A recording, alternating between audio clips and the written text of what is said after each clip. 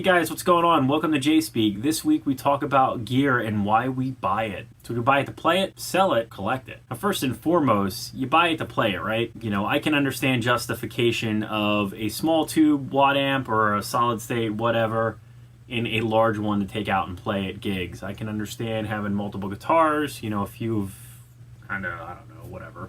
Couple different brands, different pickup arrangements, that kind of thing. Pedals galore, I get all that. You know, do you buy gear to do that and actually play it regularly, or do you buy it to just collect it and look at? I mean, if the guitar's hanging around here, to be honest with you, if I don't play something for a while, I sell it. It goes, you know, I do my best to break even, that kind of thing, but if I see a good investment opportunity, I'll pick something up. So that goes to collection. If you're buying it to collect it and you just want to look at it, you really want to play it, or are you just buying it as an investment to resell? So do you spend your time scouting Reverb and eBay and Musician's Friend or Guitar Center used or pawn shops trying to find that next big deal that's going to bring in some money? Now, you might buy and sell gear to fund the gear that you actually want to play. I mean, I've done that myself where I bought something for pretty cheap. I gained a few $100 out of it. You do that a couple times over, before you know it, you got $1,000. And that $1,000 helps fund something that you were really looking forward to purchase. But it becomes a game, right?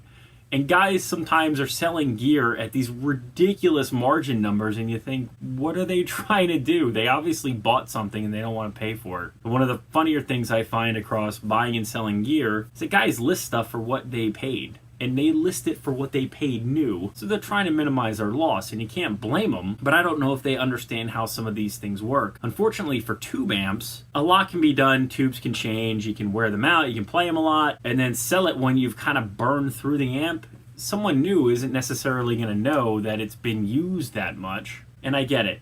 It needs to be marked down to move. A guitar can look immaculate, it can have tuning issues and all sorts of junk. But again, it goes back to why you're buying the gear. Does it need to be playable? Because if it does, that's going to matter more to you than if you're just going to collect it, keep it for a few months, and sell it. So this came up, and I thought, why not bring it up? Because I buy gear kind of in all three buckets. I do buy it to play it, I buy it to collect it, and I also buy it to sell it. So is that what you do? Because I don't see how you can live in a world where there's literally so much stuff, so many guitar brands, guitars, types, and they are pretty to look at. And personally, I'd rather look at a guitar than I'd like to look at an amplifier, but the amplifiers are really where it's at. You get the really big changes in tone. That's where that's found, and that's where pedals come into play. You can get a lot of really cool sounds owning 10 different flangers. They're kind of like a different flavor of flanger, and they might do things a little different, and that negative feedback might be there, but it's different, so why not justify having it? So what do? Why do you buy gear? Do you buy it to play it? Do you buy it to keep it and